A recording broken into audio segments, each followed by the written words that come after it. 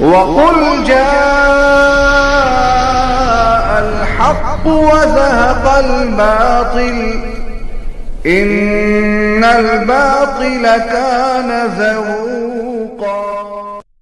الحمد للہ رب العالمین والصلاة والسلام علی رسولہ الامین، اما بعد۔ سامعین، 2 دن پہلے مروجہ تبلیغی جماعت کے شورائی گروپ کا سہ-روزہ اجتماع حیدرآباد میں تھا۔ اس اجتماع کی مفصل کارگزاری جماعت والوں نے خود ہی شائع کی ہے۔ اسے دیکھ کر ایک صاحب نے مجھ سے کہا کہ مروجہ تبلیغی جماعت کی مقبولیت میں کمی آئی ہے اور لوگوں نے اس سے دلچسپی لینی کم کر دی ہے۔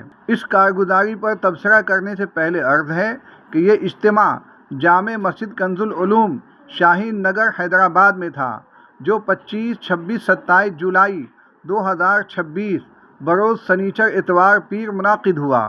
اس سے پہلے سہ-روزہ اجتماع کرناٹک میں 12 اپریل 2026 میں یعنی چند ماہ پہلے ہوا تھا۔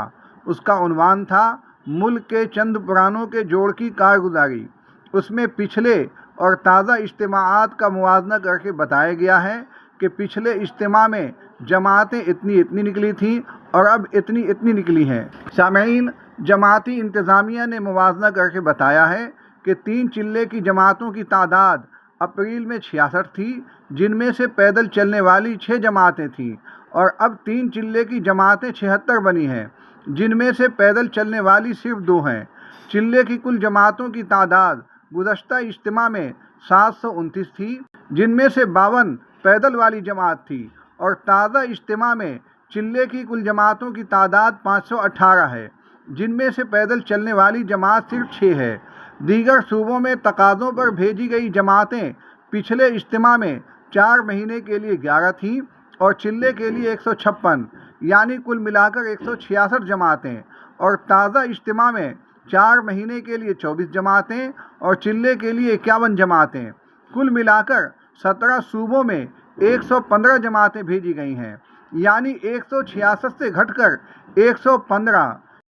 4 ماہ بیرون بھیجی گئی جماعتوں کی تعداد پچھلے اجتماع میں 17 تھی، جن میں سے 9 کی تشکیل ہونی باقی تھی۔ یہ جماعتیں 11 ممالک کے لیے تشکیل دی گئی تھیں، اور اس اجتماع میں 13 ممالک کے لیے 12 جماعتیں تشکیل دی گئی ہیں، جن میں سے 6 ہی جماعتیں تیار ہو سکی ہیں، بقیہ 6 جماعتوں کی تشکیل جاری ہے۔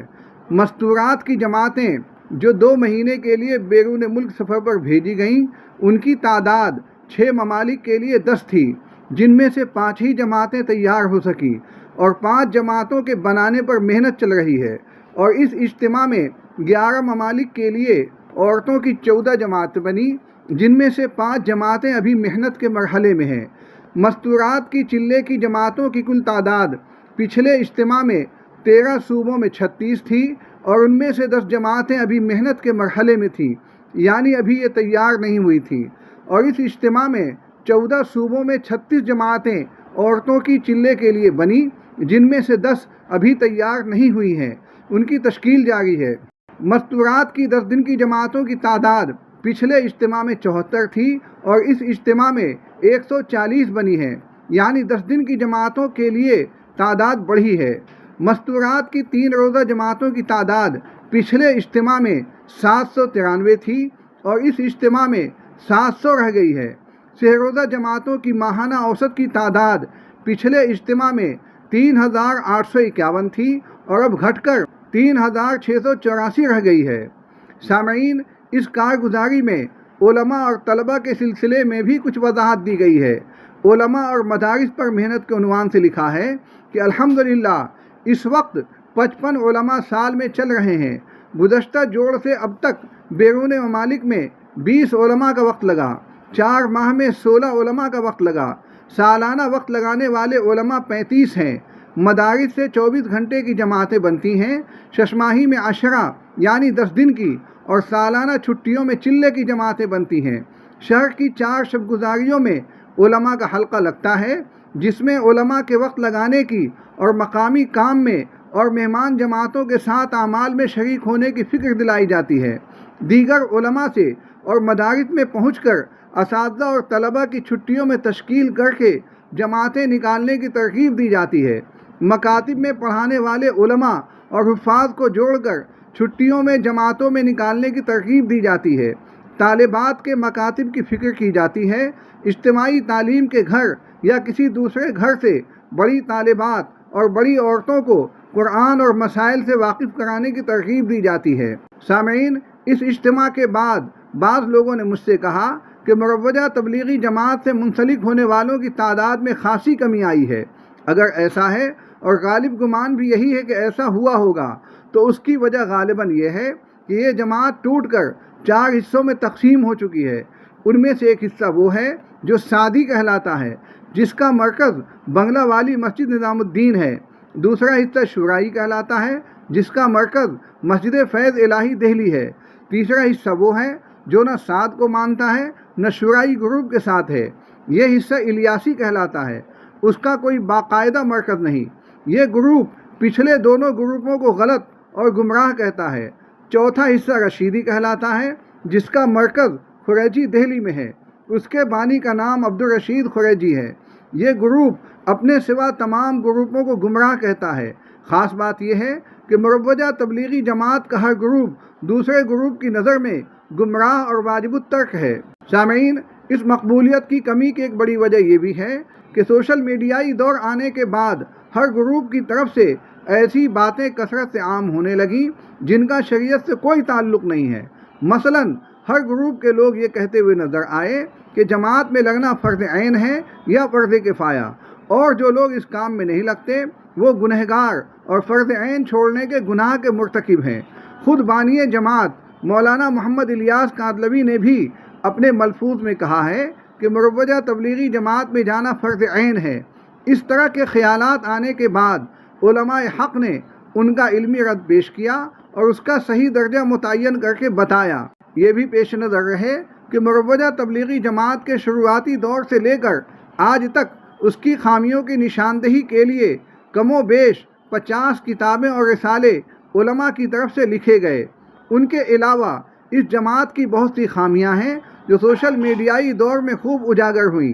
مثلاً امامت کے لیے علماء کے سال لگانے کو ضروری قرار دینا اور اس کے بغیر امامت کے لیے قبول نہ کرنا۔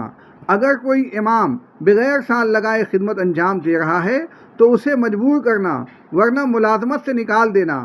اسی طرح قرآن کی آیات میں تحریف بھی ان کی مقبولیت میں کمی کا ایک بڑا سبب ہے، کیونکہ یہ لوگ قرآن کی آیتوں اور حدیثوں میں اعلانیہ تحریف کرتے ہیں، اور علماء حق ان کی اس بڑی کوتاہی کی حقیقت سے ملت کو آگاہ کرتے رہتے ہیں۔ سامعین، اس کی مقبولیت کی ایک بڑی وجہ ان کا آپسی انتشار بھی ہے۔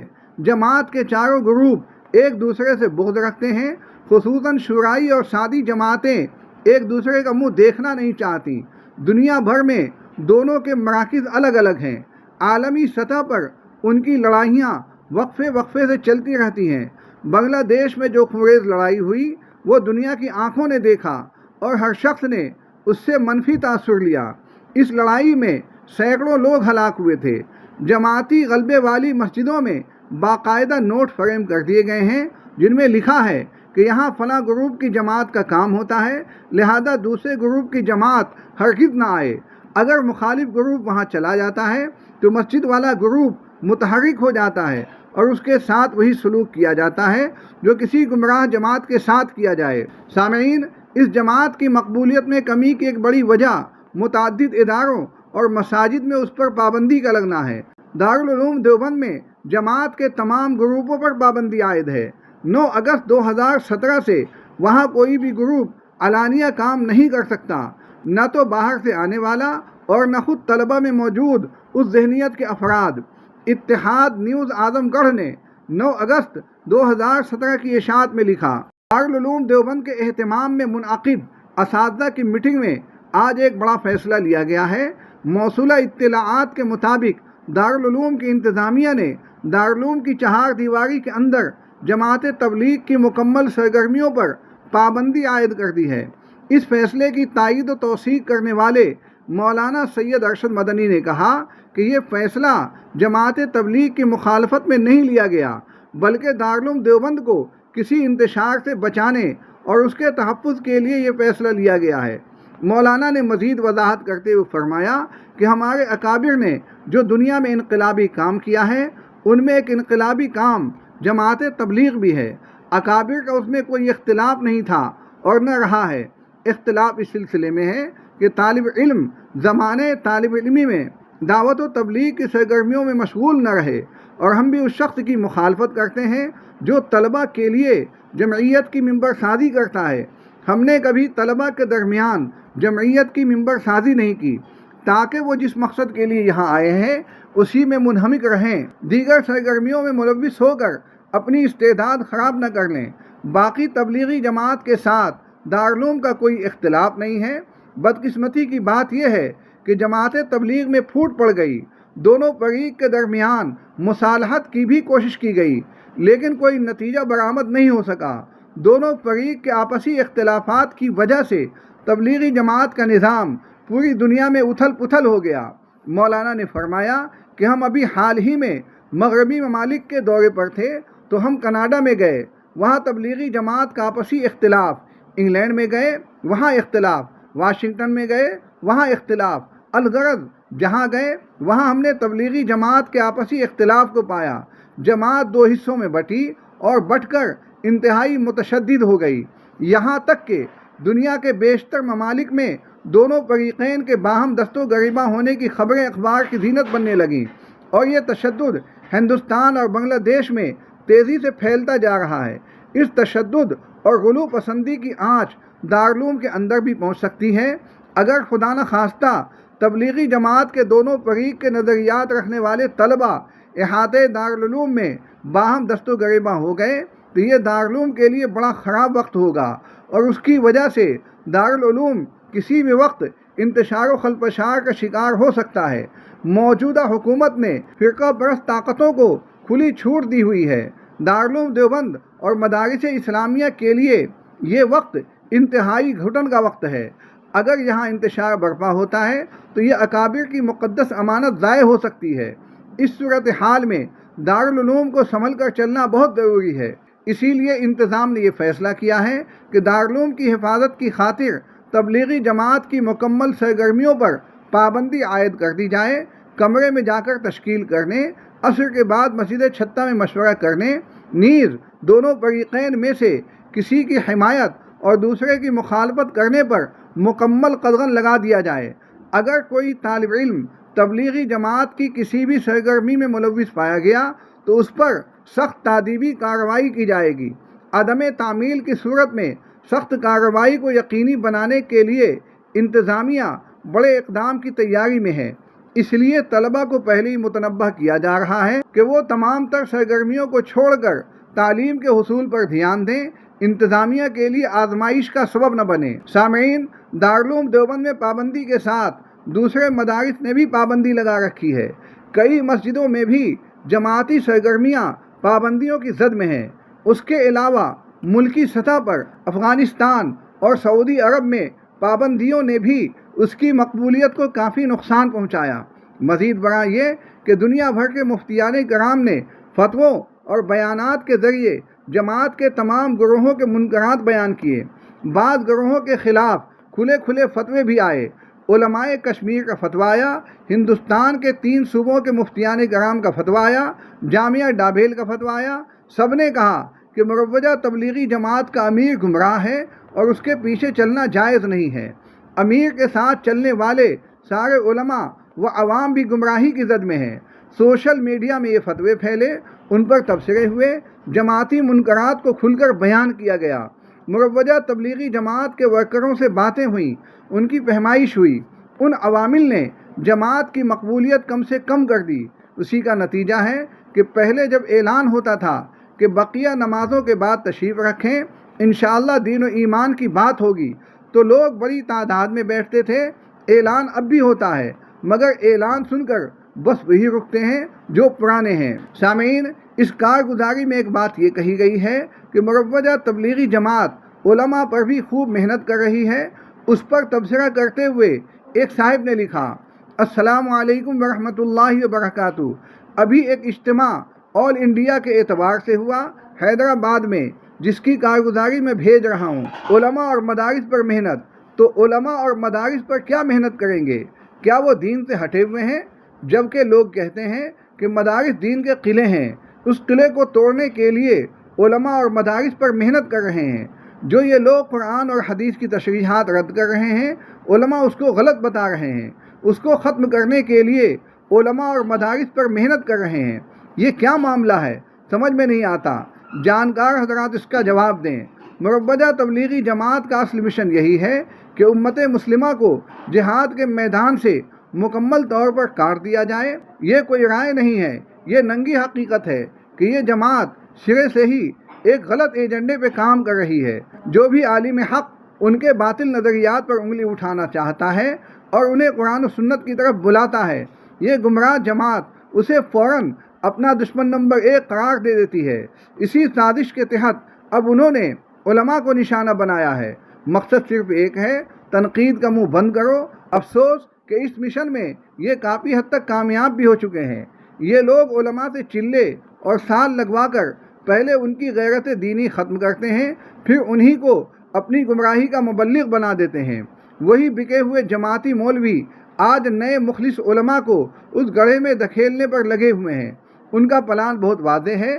جب اس جماعت میں جماعتی مولویوں کی تعداد بڑھ جائے گی تو پھر کوئی ان کا کچھ بگاڑ نہیں سکے گا، اور پھر یہ اس فتنے کو مزید تیزی سے پھیلا کر معصوم مسلمانوں کو دین، جہاد اور غیرت سے دور کر دیں گے۔